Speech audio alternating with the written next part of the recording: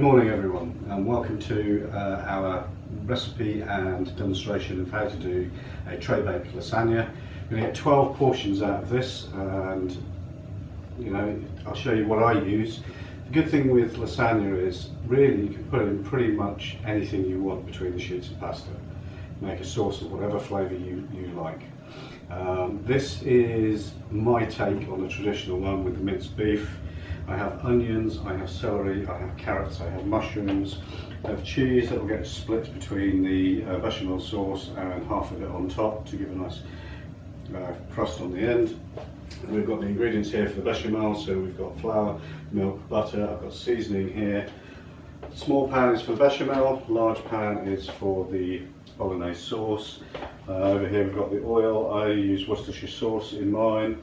We've got some tomato passata, garlic granules, a stock cube if you like a beefy flavour, put a stock cube in, some tomato puree to give it that richness and depth.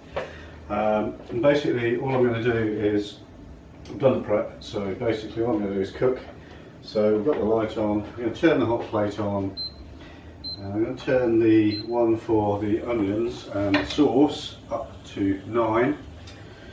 A little bit of olive oil in there just to line the bottom of the pan, and basically we're going to add all of this and the mince pretty much together. I'm going to put the mince in first to get some colour on that, and basically as soon as that's started to show colour.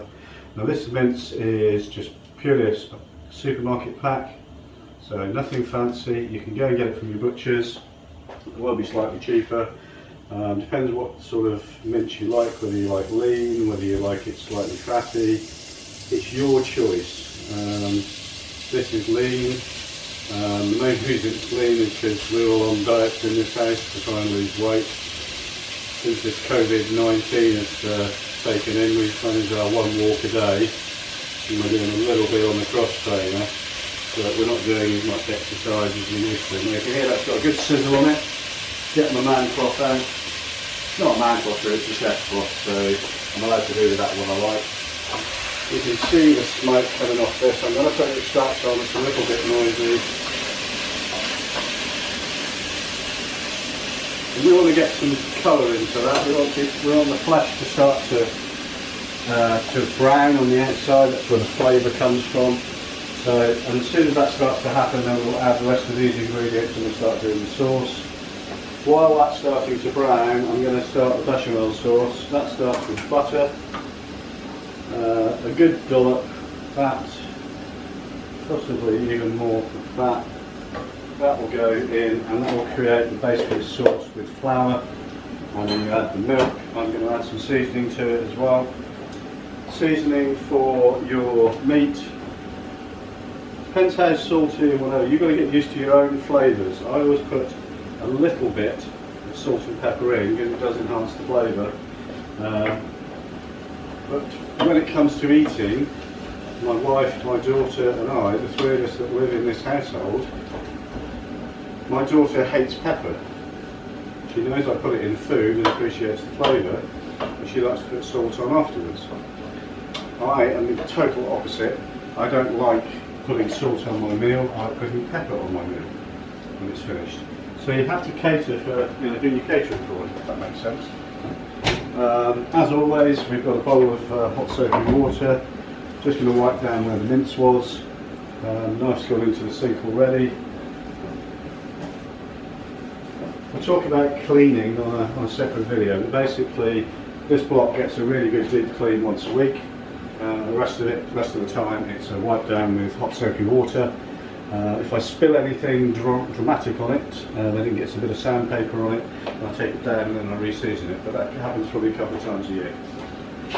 So, mince is on the go there. I'm going to turn the other ring on, but this time it's going to the opposite end of the scale. I'm going to put that on 3 from 9, just to melt the butter, start that process. This is now starting to brown off. It's still on 9, and it's not burning because the liquids that are in the meat have come out. They're reducing. Okay. Now looks like a pot of worms. You can see that in there. Yeah, that's all good. So we're going to carry that on, and to that we're going to start adding the other bits and pieces. So we're going to get a knife out, one of my little favourite knives, and I'm going to add the onion. Easier to do it this way than try and lift it over the gap, because this way you get it all in. You can chuck this all in together, doesn't matter, this is all going to be reduced down to get the flavours into the sauce. The celery, the onion, the mushroom, the carrots. Not the cheese at this point obviously, because this is the saucy part.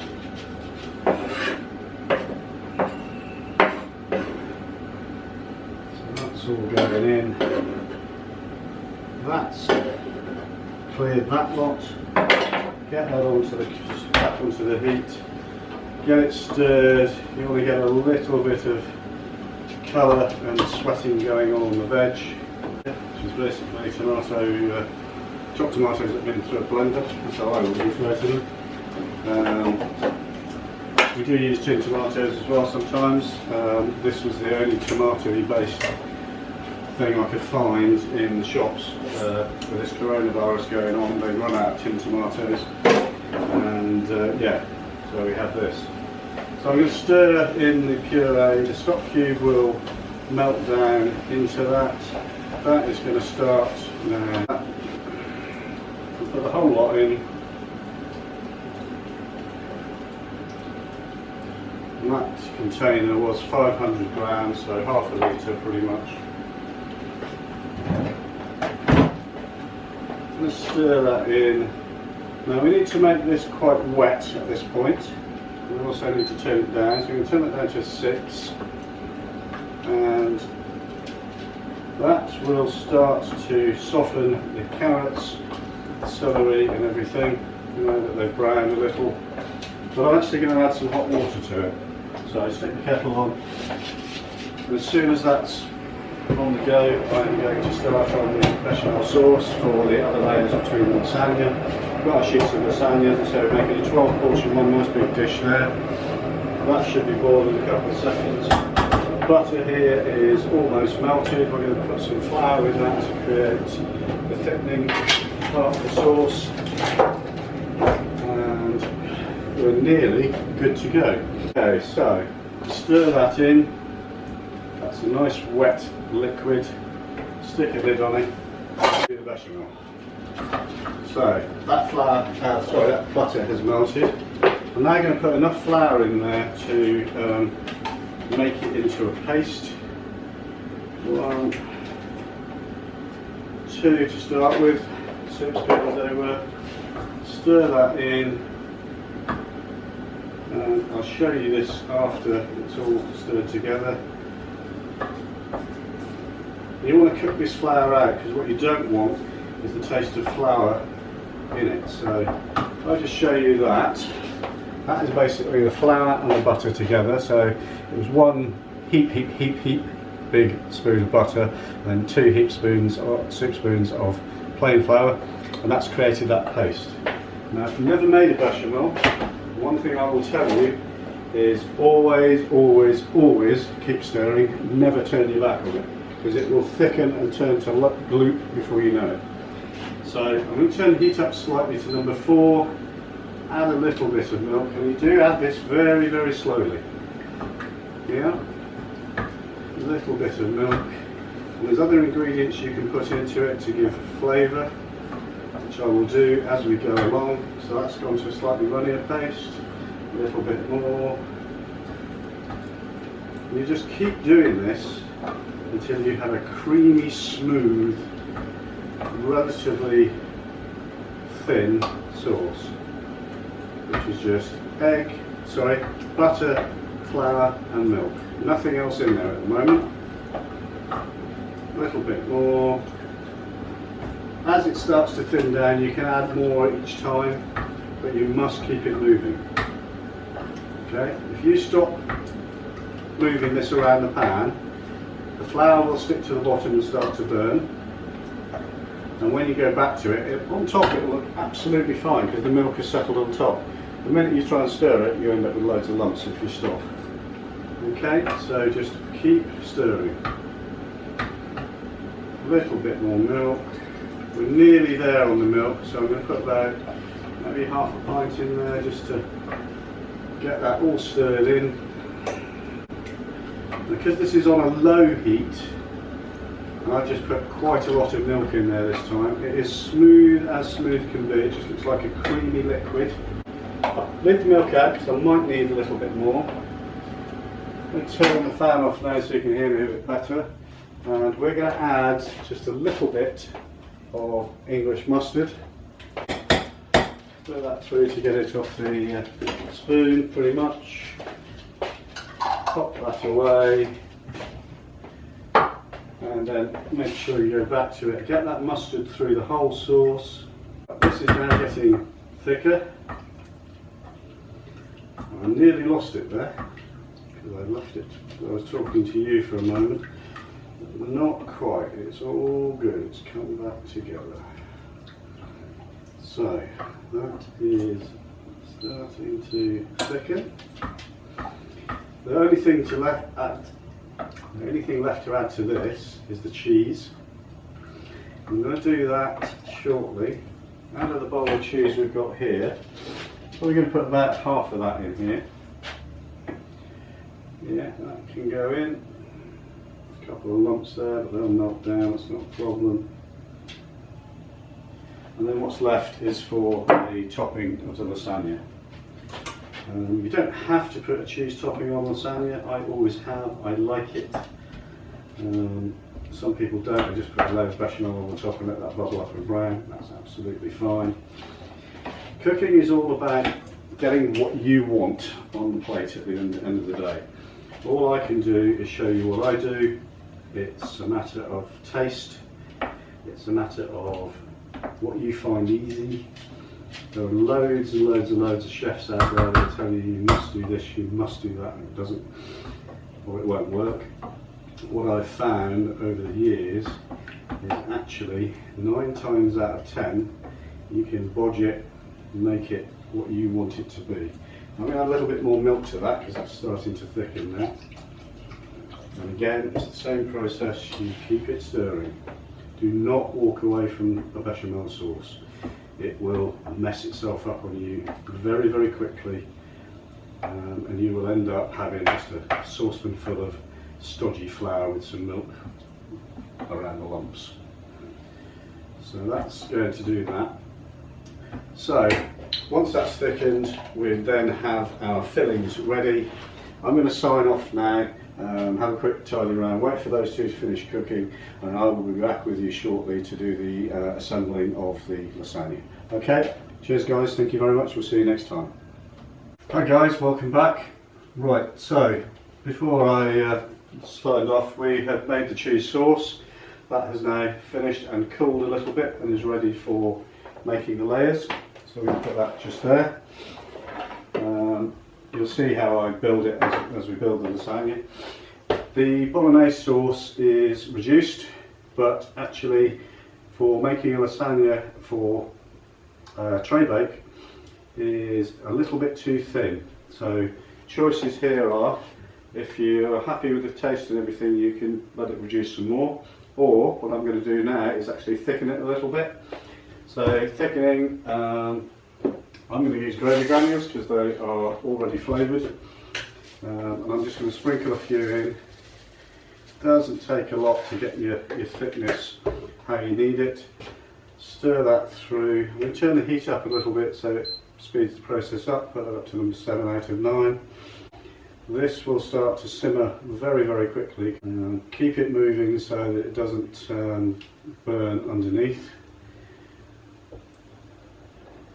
And as soon as that thickens, if you're happy with it, yeah, the idea of not having it too sloppy is so that when we portion this, so we're going to cut in half again, and then 3 ways that way to get 12 portions, that it actually stays in like a piece of cake, a wedge, and then we're going to build. While that's thickening up, I'm going to put the oven on. 180 centigrade.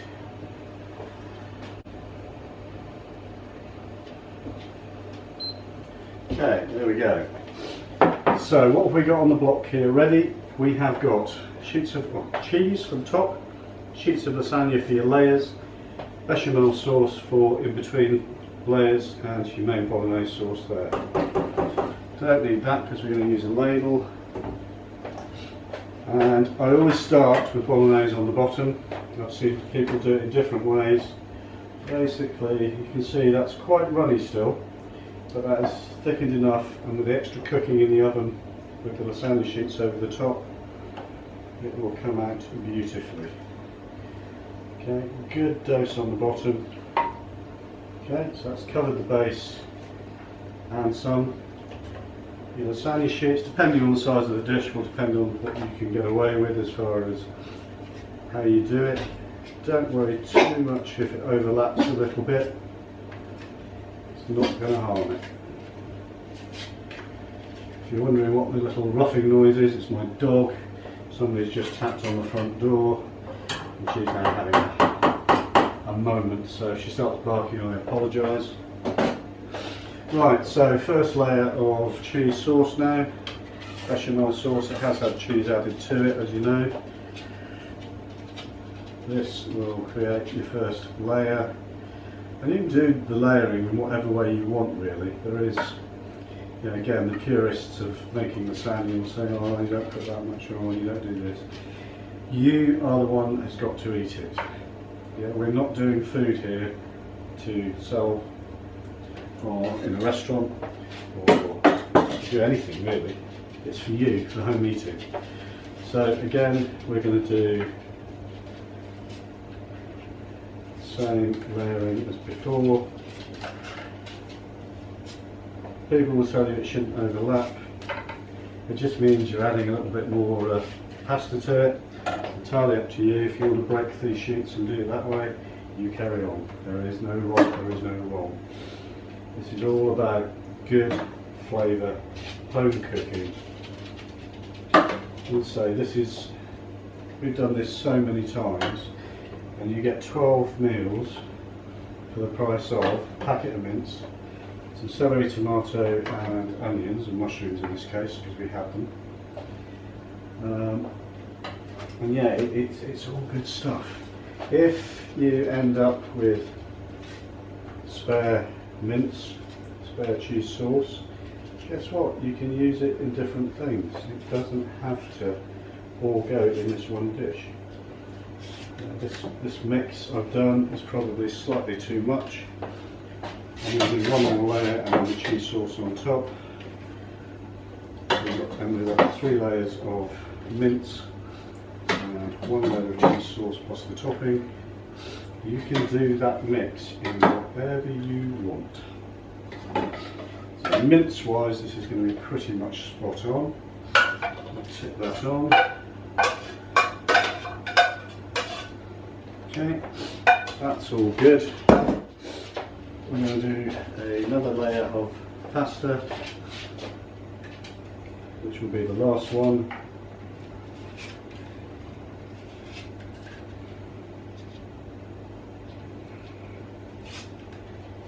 And the cheese sauce will go on top. So out of a whole packet, I've got 3 sheets left, which is about normal. We're going to basically add all of this. Big lump of cheese there that didn't melt, which is not a problem, it is cheese and that's all. In fact, I think we're going to get away with this, it's going to be pretty much spot on.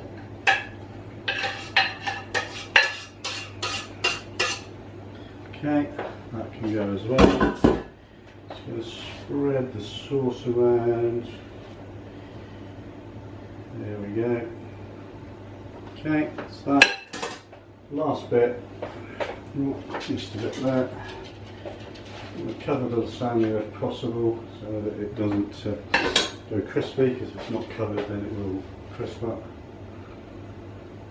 And we just sprinkle this evenly on over it. Now all this will melt in, alright? There's a good chance some of it will spill over because it's a very, very full dish. In the bottom of our oven we have a drip tray, so I'm not overly concerned. They have one tray baked lasagna, which will be absolutely awesome. So I'm going to pop this in the oven. Oven's there, it's only about 5 degrees away, so that's absolutely fine. I've got a tray in there from earlier. That dropped. And basically this will go in the oven for the best part of an hour. In fact, we're going to take that tray out because that will leak, as you can tell. So that is basically your tray baked lasagna. Hi guys, welcome back. As you can see, I've taken the lasagna out of the oven, looking absolutely stunning. A couple of little singe marks there, but from home cooking point of view, nothing to worry about. So what we're going to do now is there's 12 portions in there for our family. I normally do down the middle, split those in two, and then 1, 2 that way. Now, if you're like me, your guesstimations of width and depth are probably no good. So believe it or not, I use a tape measure. So I measure across that way, and it is 13 inches. So the middle is 6.5. So roughly speaking, about there. And I just put an incision there.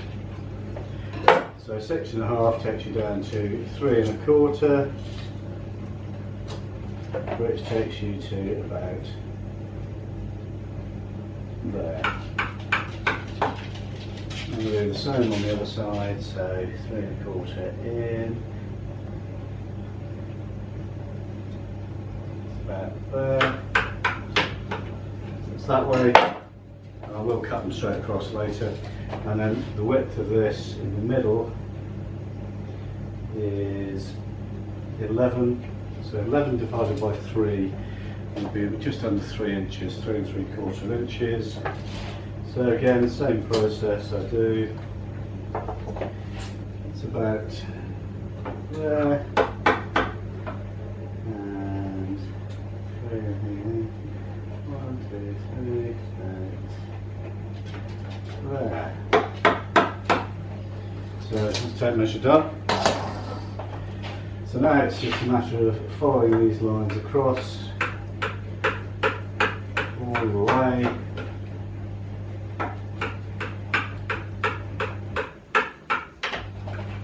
And the same as these ones. I'm going to turn my back on you for a second because I started the wrong side of the camera. This is where you can tell that I've never been on telly before because I don't know the camera angles and all that sort of stuff. Okay, so that's cut into 12. I'm going to go around the edge so we've got no sticky points. Overlapped a bit there, but that's not a problem. All the way around, job done. This is the good bit. Chef's privilege. You get to, in fact no, I won't do that. So we're going to now get the first bit of cling film ready. And all I do is put a bit of cling film there, ready to go. Okay. Now I normally start not with the corner one because they can be a bit of a bugger. One of the middle ones on the side. Make sure it's cut all the way through. Fish slice, and you can see that